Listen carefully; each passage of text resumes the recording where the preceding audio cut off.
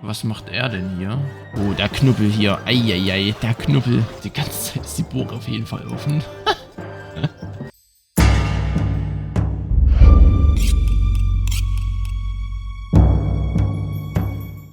Hallo und damit herzlich willkommen zu einem neuen KI-Kampf-Video hier auf meinem Kanal. Ja, endlich ist es mal wieder soweit, dass es mal wieder ein KI-Kampf-Video hier zu sem gibt, ne?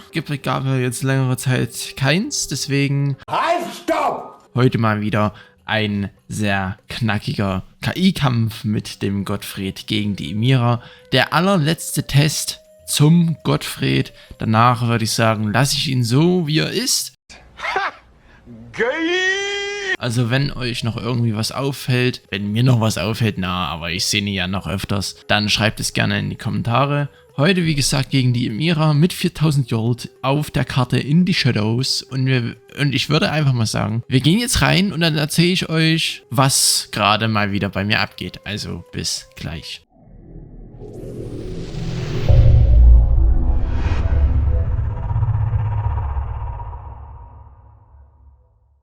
So, ich lasse jetzt auch gleich mal ein bisschen schneller laufen, vielleicht so auf 200, das passt, denke ich. Und weil die beiden brauchen relativ viel, in dem Test ging das Match schon wieder Ewigkeiten, aber gut, da habe ich mehr Zeit zum Reden. Ja, jetzt in dem neuen Zustand der Gottfried mit den hauptsächlichen gepanzerten Einheiten, bin ich sehr gespannt, wie er gegen die Emira ankommt. Sind ja beide relativ ebenbürtig oder so. Na, also, ja, würde ich jetzt einfach mal behaupten, dass beide relativ gleich stark sind, zumindest im Angriff. In der Verteidigung muss ich sagen, dass vielleicht Emira nochmal ein bisschen stärker ist, weil sie einfach die bessere Burg hat. Na, also bei ihm hier, da sind die Schwachstellen noch ein wenig sehr stark ausgeprägt, sodass man da schon sagen kann, ja, da muss auf jeden Fall noch ein bisschen überarbeitet werden. Aber das werde ich dann in den kommenden Bogen, zukünftigen 8 Bogen machen, ne, ist klar. Vor allem hier die Seite, ja, ich werde es auf jeden Fall mal testen, vor allem auch mal testen, wie es mit einem Pechkipper ist. Da hatte ja auch mal jemand drunter geschrieben, dass es gar nicht so eine schlechte Idee ist, wenn der Gottfried hier Pechkipper bekommt. Und wäre dann meine erste KI mit Pechkippern, also habe ich noch nie eine erstellt. Ja, gut.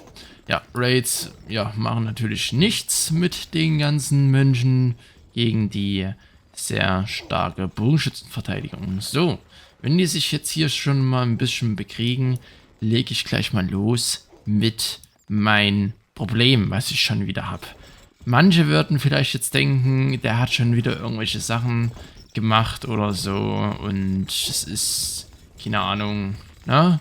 Alles halb so wild oder so. Hallo? Was macht er denn hier?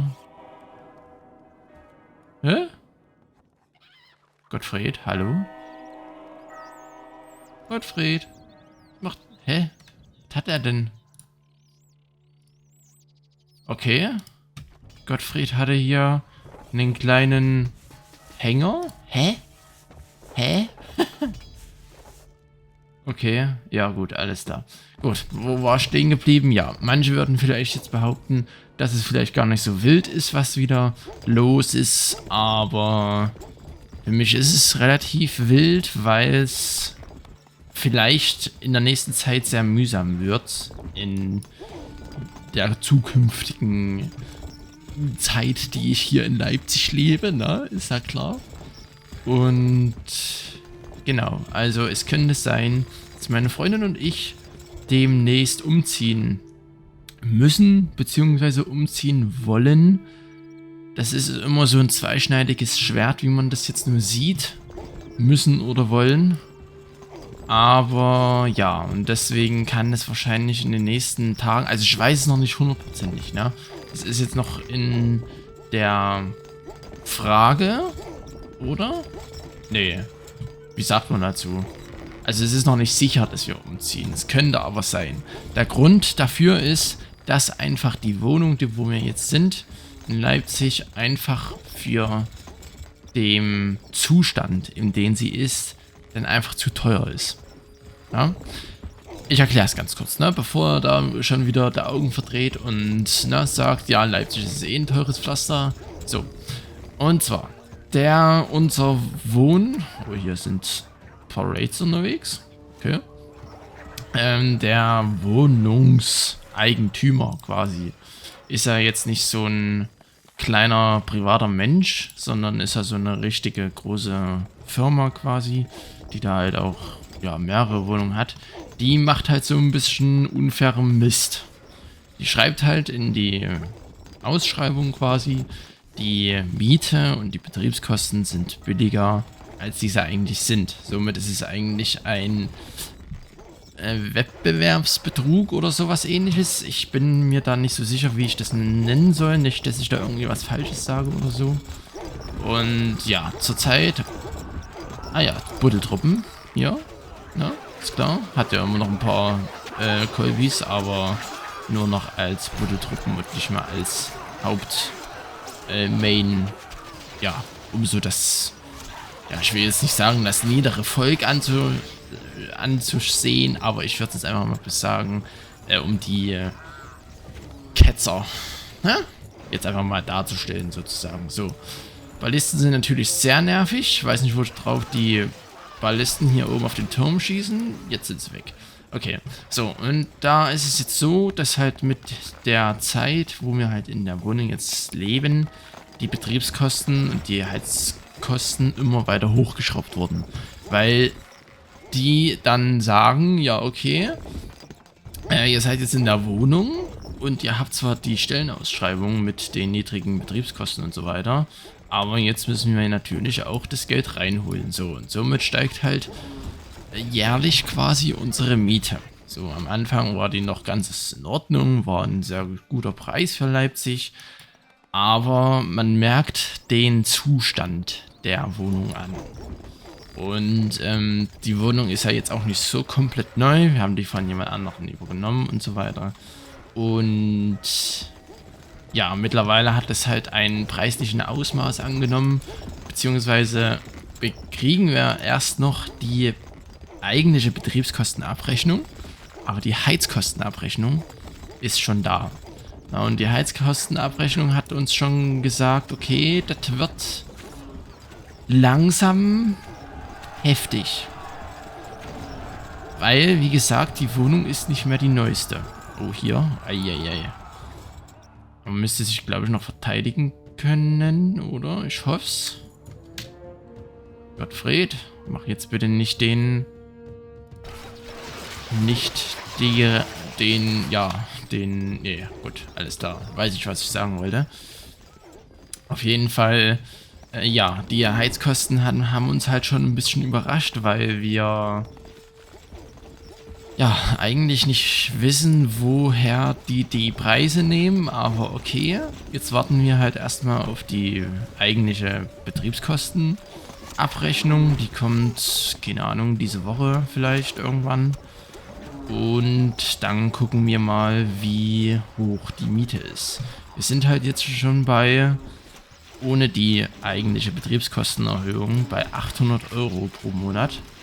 Das ist zwar jetzt eigentlich auch noch nicht so viel, kann ich auch verstehen. In München oder in Berlin oder so wird es wahrscheinlich auch teurer sein. Ist mir alles bewusst. Aber mir geht es halt um den Zustand. Es gibt halt hier in der Wohnung, in dem gesamten Haus Probleme, die auch nach mehrfachen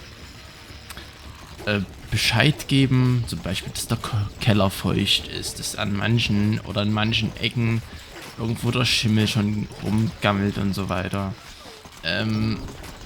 Es dann so verschiedene Sachen halt sind. Unser Warmwasser funktioniert nicht zu 100%. Und ja, da wird halt auch nach ewigen langen Rumgemehre und Gefrage, wann nun jetzt jemand kommt, um sich das mal anzugucken, kommt halt trotzdem niemand. Und das ärgert halt einfach und da sehe ich halt einfach nicht das Geld dann, das ich dann dafür ausgebe. Und deswegen sind wir gerade so am Überlegen, ob es überhaupt noch Sinn macht, dann hier zu bleiben, weil wenn die Miete, und ich befürchte, dass es so kommen wird, auf über 1000 steigt, dann, ja, also dann muss ich schon echt sagen, ist es schon vergleichsweise sehr schlecht, die Wohnung. Und so wie der Zustand ist. Ja, das zieht mich halt gerade ein wenig sehr runter, das beschäftigt mich ja übelst. Und darunter leidet halt auch irgendwie so meine Motivation, irgendwas zu machen. Leider auch die Motivation hier YouTube-Videos aufzunehmen. Ich wollte eigentlich am Sonntag noch eins aufnehmen. Hatte ich eigentlich auch schon zur Hälfte eins aufgenommen, nämlich den Kampf hier. Aber ich habe halt ultra gemerkt, dass es mir richtig, ja, egal war, was ich da laber. Meine Stimmung war sehr schlecht. Ich habe halt, ja, ich war halt nicht zufrieden mit meiner Leistung oder mit meinem aufnehmerischen Zeugs, wie man es halt nennt, mit der Qualität halt. Und das wollte ich halt euch halt ersparen, weil ich halt selber einfach nicht zufrieden bin mit der Qualität des Videos. Und wenn ich selber nicht zufrieden bin, ja, dann brauche ich es nicht hochladen, ne? Und ja, vielleicht könnt ihr das ein bisschen verstehen. Und klar, wer jetzt noch nicht in einer eigenen Wohnung wohnt, der hat das Problem noch nicht. Das ist auch alles in Ordnung. Auch bis 21 bei meinen Eltern gewohnt. Aber ja, es ist halt, ich verdiene jetzt auch nicht die Stange Geld. Ich verdiene gutes Geld. Aber ich kann da jetzt keine, was weiß ich, und wenn ich da halt sage, okay, nee, 1000 € für eine Wohnung, die es halt nicht wert ist, wo man genau weiß, und ich habe schon geguckt, dass es günstiger gibt, die voll renoviert sind, mit hoffentlich funktionierenden Sachen, da sage ich mir, da gebe ich doch lieber da das Geld aus und lasst es lieber. Also wisst ihr, und da habe ich auch mit meiner Freundin drüber gesprochen, wie wäre es denn, wenn wir komplett die Stadt wechseln, also komplett raus aus Leipzig ziehen, irgendwo hin, keine Ahnung, wo es uns halt gefällt, in Deutschland, ne? Und da dann halt wohnen. Ja, das ist halt alles ein bisschen schwierig. Ich hoffe, dass das jetzt auch nicht zu langatmig war. Ich beobachte hier nebenbei immer den Kampf, aber wie ihr seht hier, die sind hier relativ gleich auf und machen jetzt eigentlich nicht so viel. Es sei denn, Gottfried lässt sich hier komplett auskontern von der Konterkönigin, aber das hoffe ich mal nicht. Mal gucken, wer hier als nächstes angreift. Gucken mal in die Truppen hier rein. Gottfried hat ein bisschen mehr Truppen, kommt auch als erstes wieder raus. Buddeltruppen, ja, es sind teure Buddeltruppen. Aber, ja. Viele haben geschrieben, dass ich ihm keine Pikiniere als Buddeltruppen geben soll, weil es sonst zu OP wäre. Und ja, sehe ich ein. Weil, ja, dann kann er so easy das Zeug hier aufmachen und so weiter. Und das macht dann alles nicht so viel Sinn.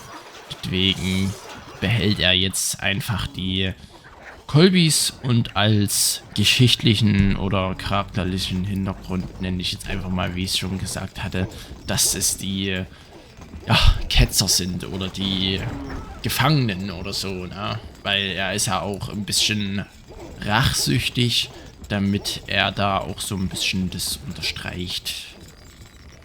Ja, gut, alles klar. Ich hoffe, man versteht das halbwegs. So, jetzt hör ich auch mal auf, darüber zu reden.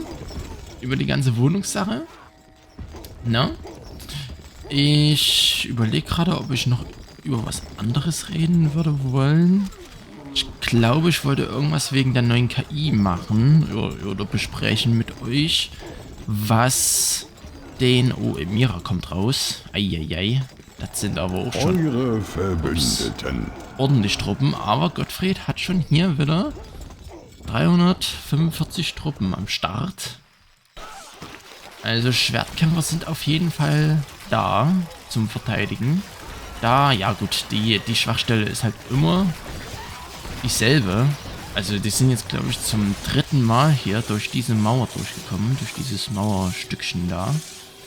Da wird auf jeden Fall mal eine kleine Verbesserung notwendig sein, damit er da auch ein wenig mehr oder besser stehen kann, na, sozusagen. Oder damit auch die Belagerung ein bisschen länger hinausgezögert wird. Denn der Kornspeicher, ja, der ist zwar immer ein ganzer, ich weiß nicht, ein Stack. Ist das hier ein Stack, das hier hinten? Die 4 Brote, 4 Brotstapel. Ist da immer da, aber wenn es zu einer längeren Belagerung kommt, denke ich, dass er da auch Probleme bekommen könnte mit seinem Kornspeicher. Na, vielleicht mache ich das so, dass ein paar mehr Bäckereien hier in den Burgen, in den zukünftigen Burgen mit drin sind, aber eigentlich will ich das gar nicht.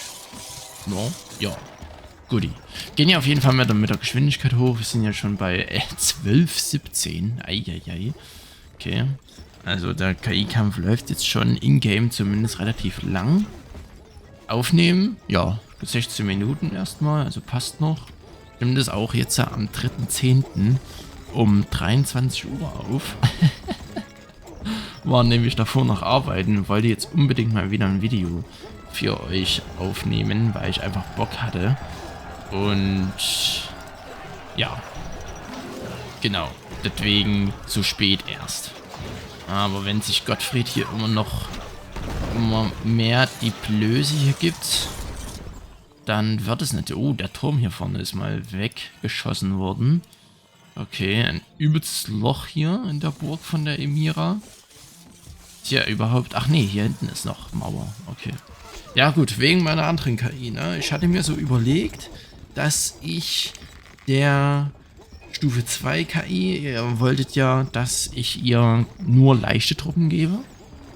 Also, was ich auch cool finde, weil bis jetzt waren ja alle KIs von mir entweder mit irgendwelchen gepanzerten oder ja, mit irgendwelchen gepanzerten unterwegs, ne?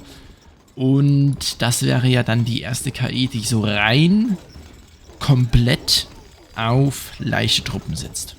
Ich hätte da mir so vorgestellt, dass ich ihr Lanzenträger und Bogenschützen gebe, ist klar. Und da müsst ihr jetzt aber mal entscheiden, ob vielleicht nicht zu dieser alten Oma, weil es wird ja eine alte Oma quasi, ob da vielleicht nicht so ein paar Assassinen passen, um so ein bisschen die Heimtücke zu erklären. Vielleicht ist es noch ein ganz cooler Trade, sage ich jetzt mal, mit der Truppen, damit die noch ein bisschen mehr austeilen. Und Assassinen halten ja jetzt auch nicht die Welt aus. Auch Gottfried rennt aber auch jedes Mal raus, wenn die Emira hier noch komplett zu Hause ist. Aber Emira hat hier Probleme, langsam, denke ich. Oder? Sieht es bloß so aus. Den Druck aufrecht zu erhalten. Weil er sie verliert. 320. 330 Truppen. Also sie hat, glaube ich, um die 30 oder 40 Truppen, glaube ich, verloren. Wenn ich jetzt nicht komplett falsch liege. Ja, also ich weiß nicht. Vielleicht, wenn hier Gottfried mit den Schwertkämpfern noch weiter skaliert. Und das ist ja der Teil seiner Armee, der skalieren kann. Dann kann er wahrscheinlich irgendwann die Emira ganz stark eindrücken. Guck mal, wie er hier schnell ausbilden kann. Das finde ich auf jeden Fall cool. Weil er sammelt relativ viel Gold im Angriff an, also in seinem Angriff. Aber gibt es dann größtenteils wieder aus und steckt alles in Truppen. Er hat jetzt schon wieder Emira überholt, obwohl er komplett neu rekrutieren musste, die Hauptarmee, ne? Das ist auf jeden Fall sehr interessant zu sehen. Er darf sich jetzt bloß nicht die Blöße geben und sich auskontern lassen. Weil wenn er seine Hauptarmee nicht zu Hause hat, dann macht hier Emira kurzen Prozess. würde auch gerne mal noch so ein Acker-Match zwischen den beiden sehen. Aber ja, genau. Ja, auf jeden Fall so Assassinen vielleicht. Man kennt es vielleicht von Omas. Gut. Ich kenne es von meiner Oma jetzt nicht so unbedingt. Aber das ist so ein bisschen... Ich will nicht sagen heimtückisch, aber so ein bisschen, ja, geheimnisvoll sind oder so. Ich weiß es nicht. Also wie gesagt, könnt ihr mal gerne entscheiden, ob ihr darauf Bock hättet, dass ich ihr da auch ein paar Assassinen mitgebe.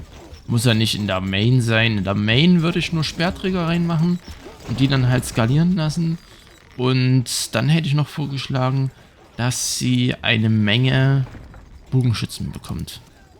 Ja, um da einfach so ein bisschen, ja, den leichten Truppenvorteil, dass man die so ultra leicht spammen kann und die so, hier wurde eine Treppe sich geschossen. Hä, was machen die denn? Hier ist der Durchbruch. Eieiei. Mira kommt nicht raus. Okay, ich dachte, sie kommt raus. Aber Mira hat deutlich Truppen verloren. Sie bekommt einfach keinen Angriff mehr raus. Eieieiei. Das sieht aber gar nicht gut aus für die gute Frau. Das sieht wirklich gar nicht gut aus für die junge Frau. Ja. Na, genau. So. Und dann hätte ich ihr so quasi eine Menge von leichten Bogenschützen gegeben. Ich würde auch auf arabische verzichten, sondern nur auf europäische gehen. Das würde, denke ich, ganz gut damit passen. Da ist es auch nicht so viel Gewurstel und Verwirrung und was weiß ich, wie man das dann alles erklären soll. Weil ich weiß jetzt auch nicht ganz genau, wie man das für so eine ältere Oma dann, die jetzt nicht so wirklich arabische Wurzeln hat, denke ich, dann beschreiben soll, dass die dann arabische, obwohl Assassinen sind ja auch arabische Einheiten. Ja, ich weiß es nicht. Also wie gesagt, könnt ihr mal gerne in die Kommentare schreiben und dann sehe ich ja, ob euch das gefällt oder nicht. Übrigens, die ganzen Vorschläge, die ihr macht für die KI, die ich jetzt nicht mitnehmen kann, weil die Mehrheit sich für was anderes entschieden hat, werde ich mir auf jeden Fall merken, beziehungsweise sehe ich ja das Ergebnis und die Kommentare, die werde ich ja nicht löschen. Und die werde ich dann wahrscheinlich für meine letzte KI benutzen. No? Das ist nämlich so. Oh, Mira kommt raus, guckt euch an. Oder guckt euch das an. Oh, Gottfried hat aber auch schon wieder ordentlich Truppen im Start. Na, ich bin gespannt. Vielleicht schafft es ja auch der Gottfried, die Mira auszukontern. Jetzt brennt hier erstmal die ganze... Okay, gut. Ja, bei ihm habe ich mal nicht viel mit... Oder bei ihm habe ich nicht mit den Brunnenarbeitern... mit den Brunnenarbeitern gespart, sondern ihm mal eine ordentliche Fuhre gegeben, nicht so wie bei der Chiara, die ja einfach in den Grund und Boden abfackelt, weil ich einfach zu geizig bin. Und Ymira hat jetzt hier durch das Feuer ihre ganze Angriffsarmee quasi ein bisschen weggekugelt. So, komm Gottfried, komm mal raus, Junge. Nach dem Angriff, wenn er da jetzt nicht irgendwie was reisen kann, würde ich mal in den ersten Zeitraffer gehen. Weil, ja, das Video geht ja dann wieder etwas länger. Wir sind schon bei 12:46. Und es läuft auch die ganze Zeit mit der schnellsten Geschwindigkeit, die man einstellen kann. Ach man, ich hoffe UCP 3 macht es endlich, dass man auch schneller die Geschwindigkeit spielen kann. Aber ja, mal gucken. Vielleicht machen die guten Modder da etwas sehr Cooles, dass man da auch ein wenig, ja, nicht so lange warten muss, ne? Also ihr seht es natürlich gekürzt, aber für mich als Aufnehmer ist es natürlich etwas langwierig. So, Mira hat 300 Truppen, Gottfried 500 Truppen, wenn man die Verteidiger mit dazu zählt. Und ja, das sind schon ordentliche Mengen an Gepanzerten hier. Kolbis, ja, die machen nicht so viel. Vielleicht erhöhe ich da auch noch mal ein bisschen die Anzahl. Emira hat den Vorteil oder den Nachteil, oder der Gottfried in dem Fall den Vorteil, dass sie keine Massenvernichtungswaffen hat. Ich habe geschworen, mein Volk zu schützen. Und ich werde bis zum Letzten kämpfen, um diesen Schwur zu erfüllen. Oh, der Knubbel hier. Eieiei, der Knubbel. Oh, jetzt zieht sie sich zurück und Gottfried kann sich knubbeln. Aber das reicht nicht. Nee, das reicht nicht. Und dann auch noch mit 4 Pluspunkten, also positiven Angstfaktor, ne? Igelfaktor lässt grüßen. Der eine Schwertkämpfer wollte sich zurückziehen. Naja, okay. Gut, Freunde, ich hab's gesagt. Ich gehe jetzt hier in den ersten Zeitraffer rein. Wir sehen uns, ja, demnächst zu einem der Angriffe wieder, ne? Bis dahin, viel Spaß.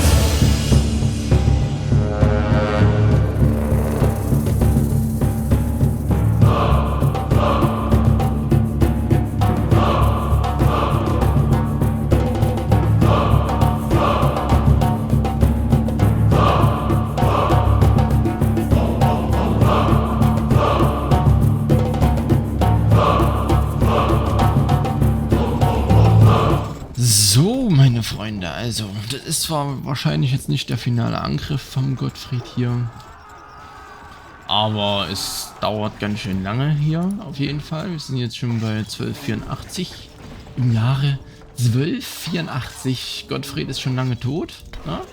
Regiert jetzt sein Neffe, sein Sohn, Ich habe geschworen, mein Volk zu keine Ahnung, schützen.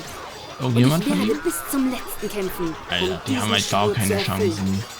Ja, also die europäischen Schwertkämpfer sind so hoffnungslos unterlegen den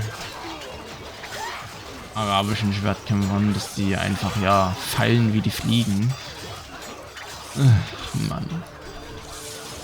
Ich wusste schon, dass der Kampf lang geht, aber ich dachte irgendwann, ja, killt irgendjemand den anderen mal und ja, naja. Ach herrje, aber guck mal hier, die ganze Außenwirtschaft von Emira ist flöten gegangen. Oh, die ganze Außenwirtschaft ist flöten gegangen. Heiliger Bums, was geht denn hier ab? Ja gut, jetzt gehen hier die Mönche drauf wahrscheinlich, oder?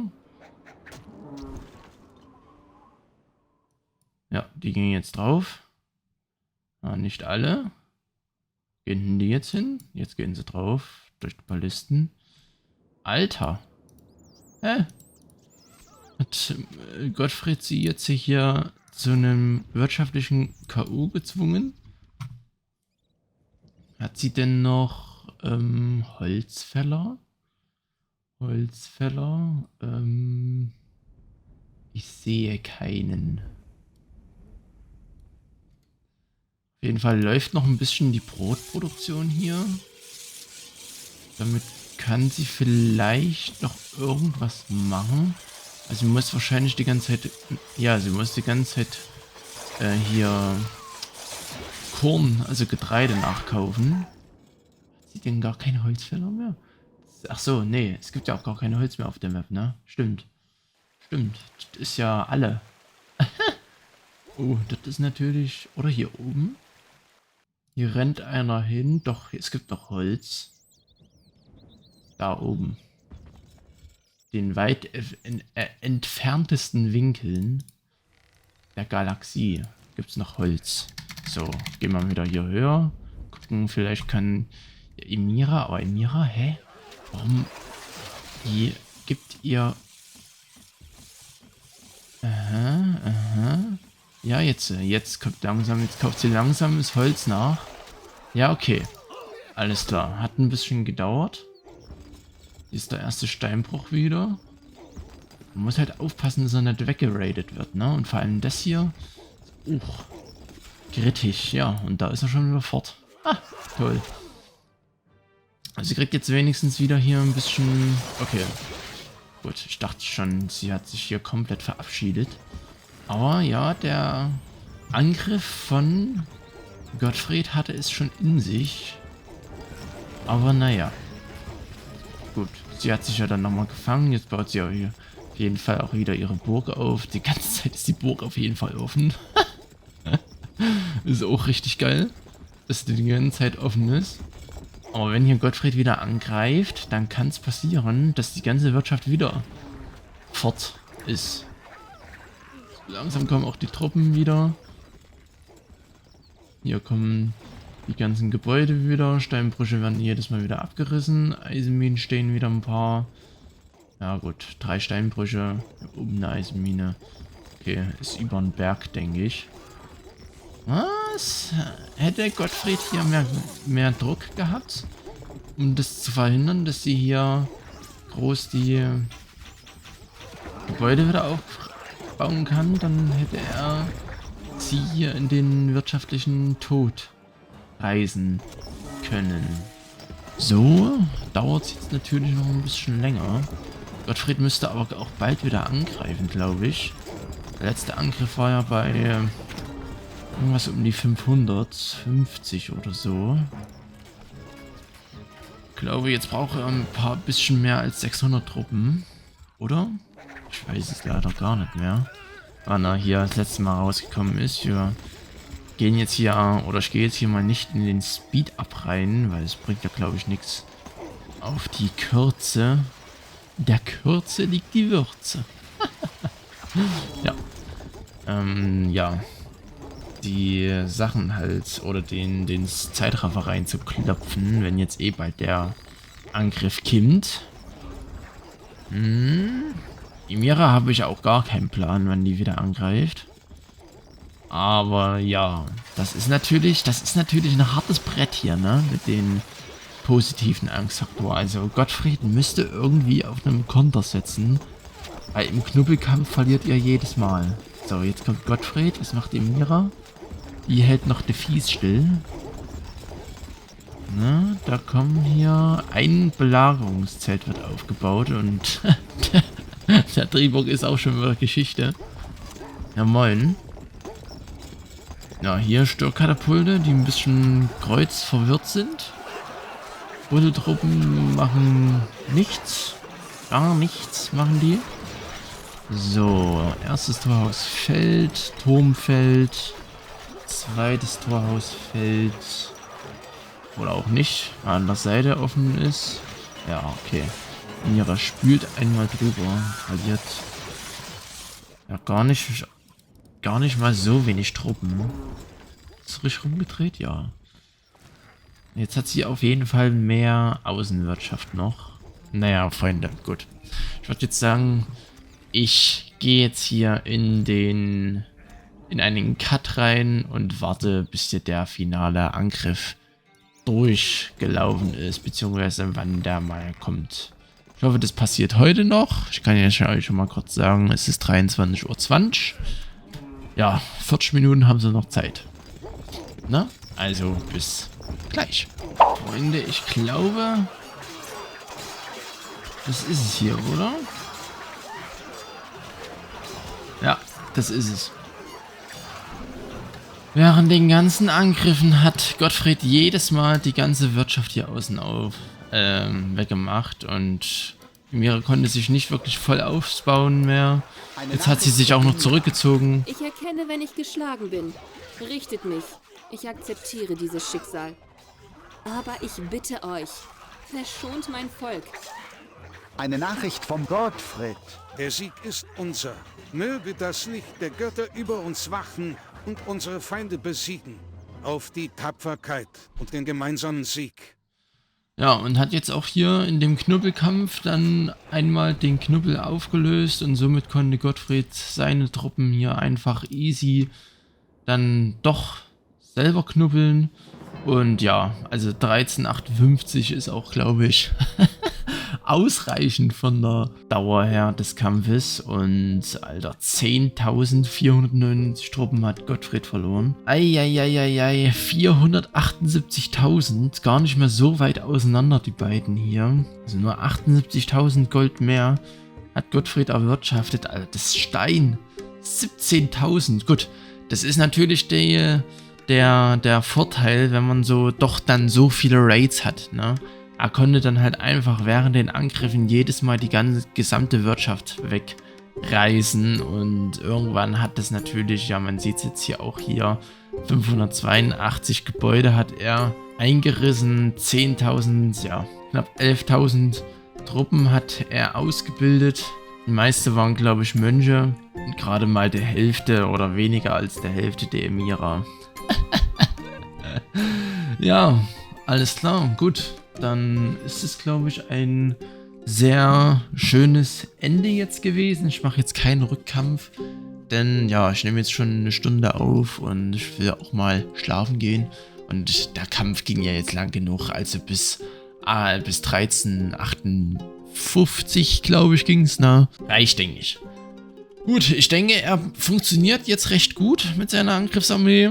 Er braucht einfach die Schwertkämpfer in den Truppen, weil sonst, ja, läuft er einfach die Gefahr, dass er einfach gar nichts reißt. Und ja, die Raids finde ich eigentlich auch nicht so schlecht. Klar, wenn die jetzt einfach so vorbei wackeln, na, dann werden die easy weggeschossen. Aber so in einem Angriff ist es, glaube ich, gar nicht mal so schlecht, ne? Und Emira hatte ja auch die Chance, ihn zu killen. Und ja, gut, Freunde, dann vielen Dank fürs Zuschauen und danke auch fürs Zuhören im ersten Teil. Ihr müsst dazu hören oder es gibt's oder was weiß ich. Und ja, dann wie gesagt, überlegt mal wegen den Meuchelmördern der nächsten KI. Bis dahin, lasst es euch gut gehen. Habt eine gute Zeit und tschüssi.